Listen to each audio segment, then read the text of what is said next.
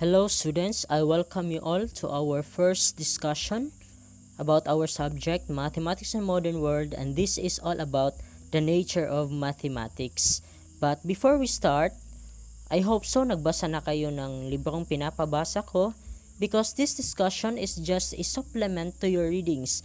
So napaka-importante ng ating pagbabasa ng ating libro. So let's get started. Most people think that mathematics is just about numbers, about calculations, about solvings, or about taking difficult scenarios in life.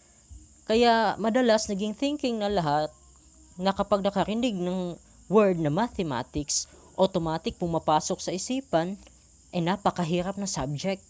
Kaya nga sa kursong BS Ed or Bachelor of Secondary Education na may iba't ibang majors, ang mathematics talaga na major ang may pinakamaliit na population. Bakit nga ba?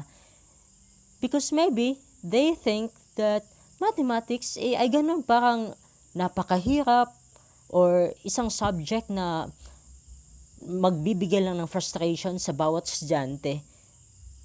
At yun ang madalas naging thinking na hindi naman tama. That is why in this subject, we will discuss kung ano nga ba talaga itong tinatawag na mathematics and what is its nature. Okay, accordingly, sa book natin, sinasabing mathematics is a useful way to think about nature and our world. The nature of mathematics underscores the explorations of patterns in nature and in our environment. So, accordingly, ang science is just simply the exploration of patterns and regularities in our nature and in our world. Meaning, ang mathematics ay hindi lang po nagsistay sa mga numbers or any calculations. Lahat-lahat po na nag-i-explore ng patterns at regularities ay mathematics. And patterns and regularities are existing everywhere in our nature and in our environment. So kahit saan ka magpunta, andun si mathematics. Sinasabi nga dito na mathematics exists everywhere.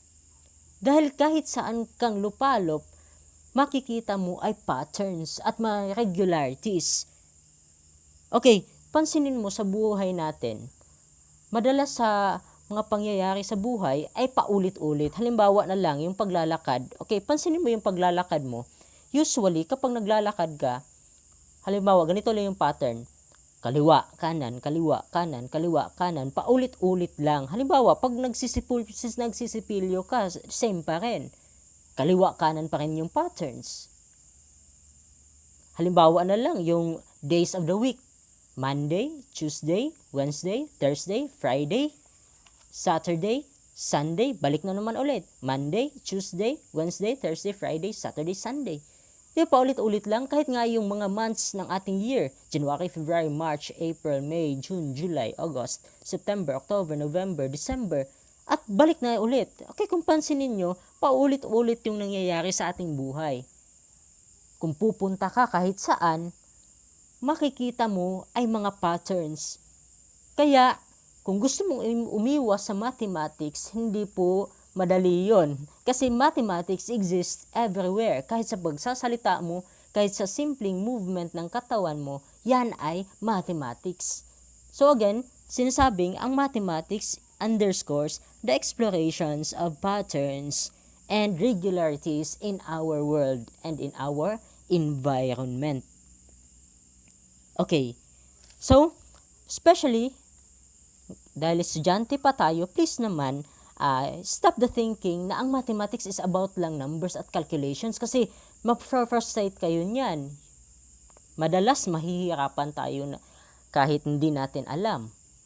Dahil naka-predisposition na sa ating mind na ganito talaga yung mathematics, kaya ang nangyayari, hindi mo na ma-appreciate kung ano nga ba talaga itong nature niya.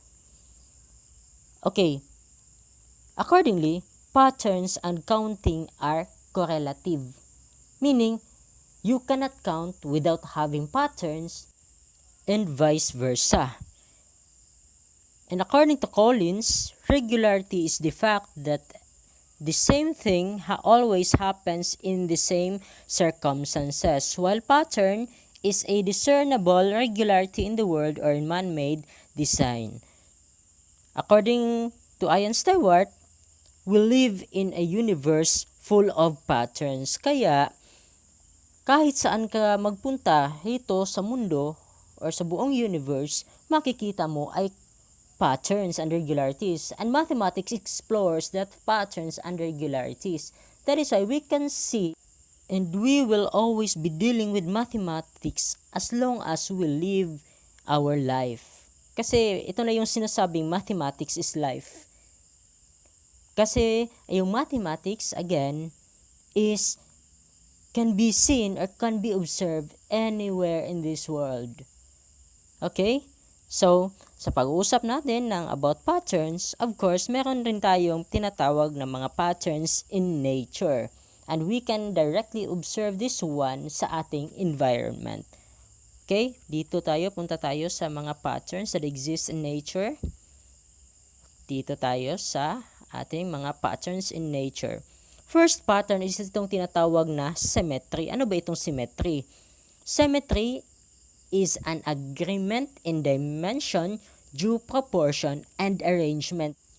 Simple lang ito, class. Halimbawa na lang, kung ano yung nasa kanan, yun rin yung nasa kaliwa. Pansin mo yung mga mata mo, kung gaano kalaki yung mata mo sa kaliwa, yun din yung kalaki yung sa kanang mata mo. Okay, that is an agreement in dimension, due proportion, and arrangement. Kung ano yung nasa kanan, yun din yung nasa kaliwa. And that is the pattern that is so-called the symmetry. Ano pa mga halimbawa nito, class? Okay, pansinin mo yung punong kahoy, yung puno niya. Kapag hinati mo yan sa gitna, automatic yung mga parts niya na dalawa ay symmetrical. Kasi kung gaano kalaki yung kabila, yun na yung kalaki yung sa kabila niya. Okay, yung butas ng ilong mo, pansinin mo yan. Kung gaano kalaki yung sa kaliwa, ito yung sa kanan. And that is symmetry. Another one, itong tinatawag na spiral. Ano ba itong spiral? A curve and a plane that turns endlessly outward or inward. Or may ibang definition dito sa ating book. Spiral is a curve which emanates from a point moving farther away as it revolves around a point. So, nagsisimula siya sa isang point and it emanates from that point moving farther away as it revolves around that point. Meaning, may point siya, umiikot siya, ngunit hindi siya dumidikit sa point. It moves farther away. Okay, pansinin natin sa nature. Kung makikita mo yung snail, di ba pa spiral yung dating niya?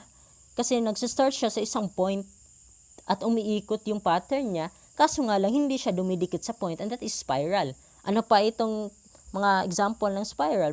Okay, kung titingnan mo yung madalas marami sa mga spiral galaxies, yung sa mga picture ng galaxies, usually naka-spiral. Okay, in our subject, madadaanan natin kung bakit nga ba minsan nag-spiral yung galaxy. Tingnan natin yung bagyo. Yung bagyo, kung pag susumadahin mo yan, automatic makikita mo yung spiral pattern yan. May isang point at it emanates from that point, ngunit hindi siya dumidikit. Okay? Next one. Itong tinatawag na mean dir. Okay, ano ba itong mean dir? Mean dir is a series of regular sinuous curves, bends, loops, or turns in a channel of a river or stream and other water course. Okay, kung mapapansin mo yung mean dir, ito yung pattern na kumbaga para siyang zigzag, ngunit hindi siya totally zigzag. Okay, kung titignan yung mga channel of a river, halimbawa na lang yung sapa. Usually, makikita mo sa sapa is hindi talaga pa straight from the mountain going to sa baba yung sa dagat. Kung titingnan mo, yung buong water course niya, hindi talaga siya pa straight. Nagpo-form siya ng pattern na tinatawag nating mean dir. Okay, nagwa-winding siya, yung paikot-ikot yung daan niya. Kung dito sa Pilipinas, class, may tinatawag tayo ditong isang kalsada, doon sa may bukid nun ata, yun, na tinatawag na bitukang manok. Kasi paikot-ikot, parang pa-zigzag, napakagandang tingnan sa itaas. So, Ganun na rin yung example na tinatawag natin meander. Ang meander nga lang is from a water course, meaning lahat ng mga water course na paikot-ikot na ganun ang pattern, yun ang tinatawag natin meander. So that is one of the patterns in nature that is highly observable sa ating mga water course, and that is meander. Another one, itong tinatawag na wave. Okay, this is so familiar to us. A wave is a disturbance that moves through a space or matter. So, kung mapapansin mo sa dagat class, accordingly, ito, dinidescribe dito na ang wave is a disturbance. Kung titingnan mo talaga yung wave, yung definition niya is disturbance, napaka-negative pakinggan. Ngunit kapag ikaw ay nasa dagat at pinapanood mo mag-isa ka, pinapanood mo yung mga waves, nakaka-relax. That is why, isa yan sa magandang likha ng Panginoon na kahit yung nature niya is a disturbance, napakagandang tingnan, napaka-relaxing because of the existing patterns na nakikita natin. Okay? Another one, itong tinatawag nating foam. Nako, napaka-familiar natin dito. An object formed by trapping packets of gas in a liquid or solid. Kung hindi tayo familiar dito, class, nako, niloloko mo yung sarili mo. Okay, sino dito ang nagjo-join ng foam parties? Okay, lahat na siguro naka-join na ng tinatawag na foam party. Kung sa nature talaga ng foam class, actually nakakatawang pakinggan na yan ay mga gases na natra-trap into from a solid or liquid form. Di ba papansinin mo yung mga bula-bula, laman yan hangin class, gas na na-trap. Tapos ngayon ginagamit sa party, o di ba nag-e-enjoy ka sa mismong pattern na tinatawag na foam or trapped gas in a solid or liquid. Di ba nag-i-enjoy ka dyan, so tapos takot ka sa mathematics. Again, mathematics explores this kind of pattern. So meaning, kapag na-i-enjoy ka sa foam party, ibig sabihin na i-enjoy ka sa tinatawag nating mathematics. So isa na yan dyan. Okay, another pattern is itong tessellation. Ano ba itong tessellation? It's a tiling of a plane using geometric shapes with no overlaps or gaps. Okay, para mas madali nating maintindihan, ano ba itong tessellation class? Okay, pansinin mo yung mga native na kasuotan ng ating mga kasama sa lipunan. Halimbawa na lang yung mga mansaka, mga Muslim. May mga damit sila na napakagandang tingnan. Pero kung lalapitan mo, automatic makikita mo ay mga geometric shapes like stars, mga squares, circles na pinagtagpi-tagpi sa damit, at napakagandang tingnan kasi nagpo-form siya ng pattern na tinatawag nating tessellation. Okay, saan pa natin mapapansin itong tessellation? Yung mga tiles ng ating mga bahay class. Kung titingnan mo yan, geometric shapes yan. Mga square, may iba, pa-circle, may pa-circle ba na tiles? Parang wala yata. Okay, yan ay example ng tessellation. Pinagtagpi-tagping geometric shapes with no overlaps, tapos pag natapos na, ang ganda tingnan. And that is part of mathematics, and that is a pattern in nature na tinatawag nating tessellation. Another one, itong fracture or crack. Dito, definition na, break or cause to break without a complete separation of parts. Okay, kung mapapansin mo yung punong kahoy class, yung balat niya, di ba kung lalapitan mo, para siyang yung mga sugat-sugat, pero hindi naman totally na nare-remove yung mga parts niya. And then, yan yung tinatawag ng mga cracks. Halimbawa pero cracks nga siya, or yung sa definition niya is break or cause to break without complete separation of parts. Pero kung titingnan mo yung punong kahoy, nadidescribe mo siya na yan ay puno dahil may mga cracks, may mga fractures. Okay, so nagiging pattern siya, nagiging maganda. Minsan nga lang, hindi maganda kapag yung crack ay mapapansin mo sa mukha mo. Okay, ibang usapan na rin yun. Okay, mapapansin mo nito mga cracks sa ating mga lupain. May makikita mo yan, and that is an observable pattern from our nature, and that is fracture or cracks. Another one, itong tinatawag na stripes. Okay, stripes, ano bang definition ng stripes? Series of bands or strips having different color from the area next to it. So kung mapapansin mo yung mga animals, minsan may mga may mga stripes siya. Okay, familiar tayo dito sa tinatawag na stripes. Yung may series of bands, iba-ibang kulay, may napaikot-ikot sa mga balat, and that is stripes. Another one, fractal. Fractal is a never-ending pattern that is self-similar across different scale. Ito yung pattern sa nature na kung mapapansin mo talaga, class, is iba-iba yung mga sizes, iba-iba yung mga shapes. Pero kung titingnan mo sa dami nila, napakaganda ng tingnan. Nagiging attraction na siya dahil sa na-form niya na pattern na tinatawag nating fractal. Anong mga example nito, sir? Okay, kung mapapansin nyo, nakakita na kayo, class, ng stalactite at stalagmite sa mga kuweba. Dinadayo yan ng mga turista because of the existing patterns. May ibang stalactite na napakaliit, may matataas, may medyo mataas lang, hindi naman sobrang kabaan, pero sa daming lakas napakaganda ng tingnan. At katulad din yung mga stalagmite. Ano pang example nito, sir? Okay, kung makikita mo yung mga bato-bato sa dagat, class, lalo na kapag halimbawa na yung may bundok-bundok na bato sa dagat or mga ice na nafo-form, yan ay example ng tinatawag nating pattern na ano ito? Fractal, a never-ending pattern or that is self-similar across different scales. Another one, class, last pattern in nature na i-discuss natin, itong tinatawag na affine transformations. Okay, affine transformations are the process of rotation and reflection and scaling. Ito pa ang definition niya. This is the process of rotation, reflection, and scaling.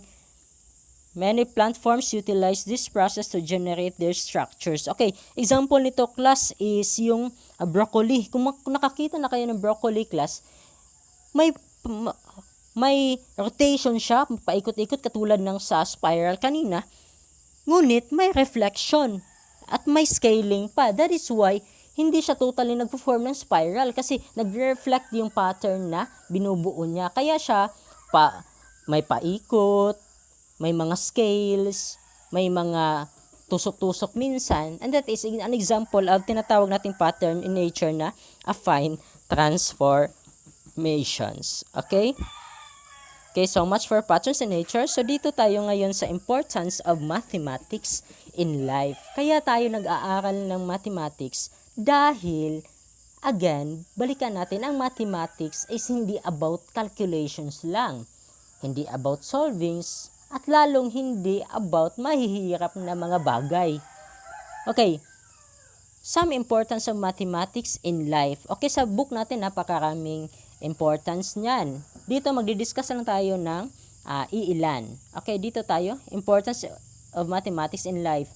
Isa sa mga application dito kasi is computing grades.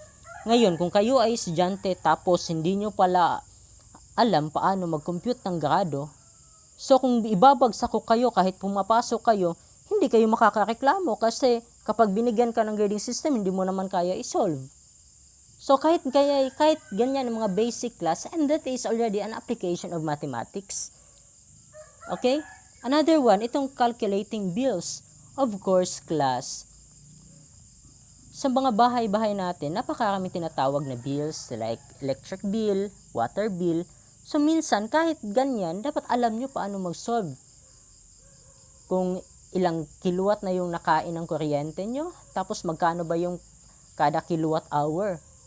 So dapat alam nyo yun para hindi kayo kumbaga sa Bisaya pa yan, hindi kayo matikasan. Okay, another one. Restaurant tipping. Okay, so you're so familiar with that. Netflix viewing. Okay, may mathematics ba dyan, sir? Netflix viewing? Okay, ganito yan, class. Bigyan ko kayo ng senaryo. Halimbawa, class, 8 p.m. may appointment ka. Tapos gusto mong manood muna ng movie dahil alas 6 pa ngayon. So kung alas 6 ngayon, tapos alas 8 yung appointment mo, tapos hindi mo naman pala alam na 3 oras pala yung movie na titingnan mo.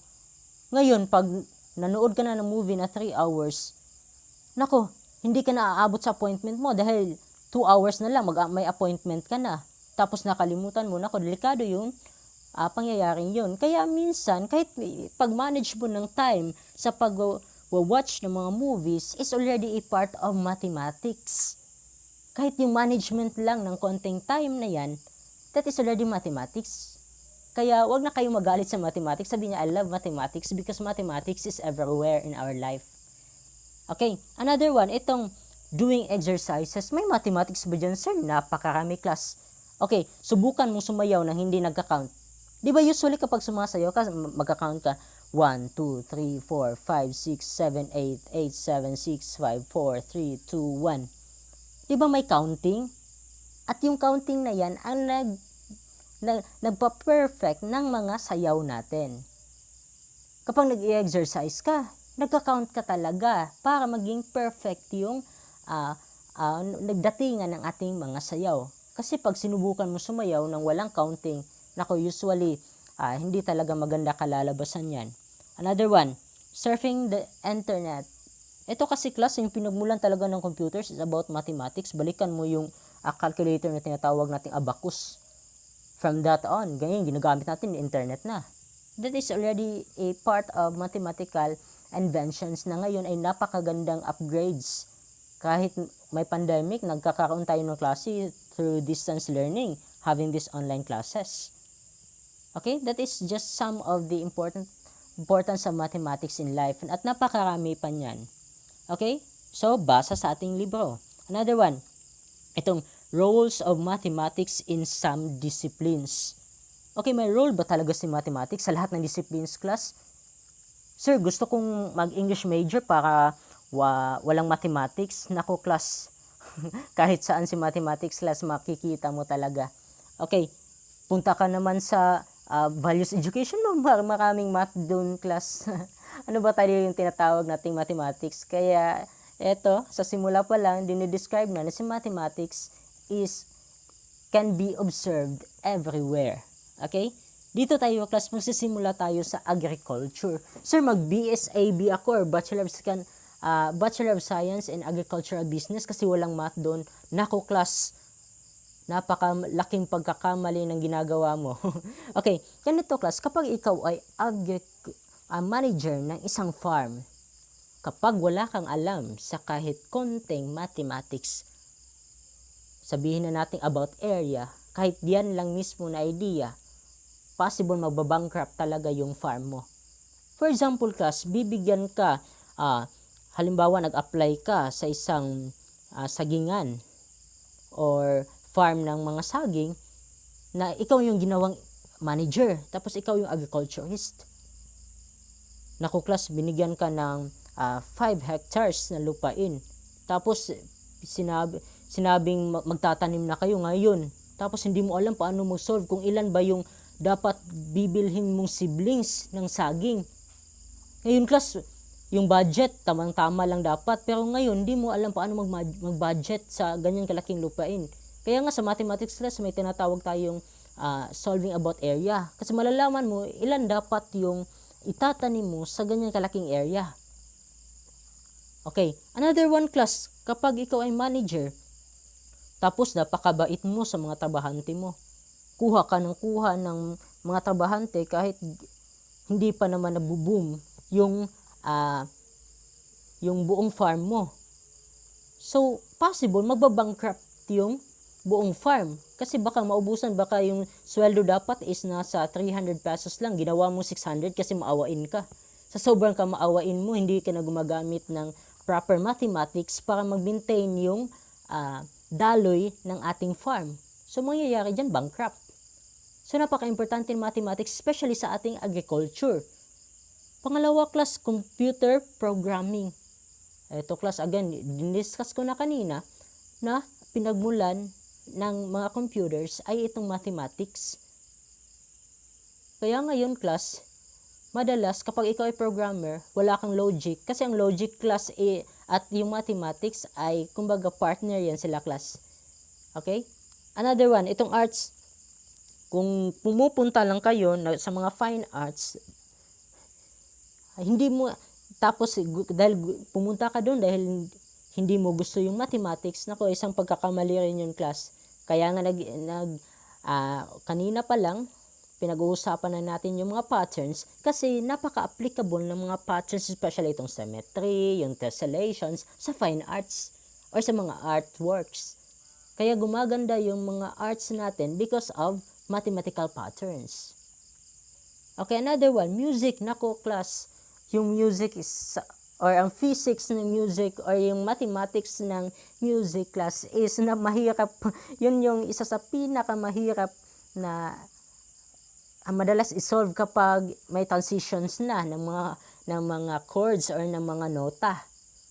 Tapos dahil sa mga transitions na yun, na perfect transitions ng mga numbers na nakapaloob doon, ang ganda ng pakinggan. At ito yung tinatawag natin music. So mathematics is already in music itself. Another one, itong mga businessmen, of course alam natin yung management. Kapag hindi ka marunong sa mathematics na tapos ikaw ay manager, nako, delikado. Kapag ikaw ay BA or BSAB, automatic magiging manager kayo pag graduate nyo. Ngayon, pag hindi nyo man lang alam paano yung logical ideas ng paghati-hati ng mga sahod, pagmamanage ng ating money sa ating mga bangko or sa ating mga negosyo, nako, possible magbabankrupt yung negosyo nyo. Another one, philosophy. Nako, class, mathematics, logic, philosophy are, kumbaga, hindi talaga mapapaghiwalay kasi bounded sila pareho. Katulad din ng ibang mga science, hindi mabubuhay kapag wala si mathematics. Another one, engineering, of course, class. Itong mga engineers, kaya napakaraming mathematics sa kanila, class, kasi delikado yung possible na kalalabasan kapag hindi ka marunong mag-solve or hindi ka marunong gumamit ng mathematics, physics sa engineering. Kasi possible, konting mali lang sa calculations mo, possible yung building mo tatagilid. At delikado na, baka bumagsak at mag-collapse. So, napaka-importante ng mathematics sa engineering. And there are a lot of, sa ating books, yung roles of mathematics sa iba pang disciplines. So, dito, pinag-uusapan na natin yung iiba lang. So, kaya kailangan nating magbasa sa libro. Kaya pag may quiz tayo sa ating klase, of course, basa kayo ng libro kasi itong discussion na to is just, again, a supplement to your readings. And for that, so much for our chapter 1, and thank you so much for listening. Thank you so much, class, and goodbye for now. Just enjoy learning at kita-kits sa ibang topics. Goodbye.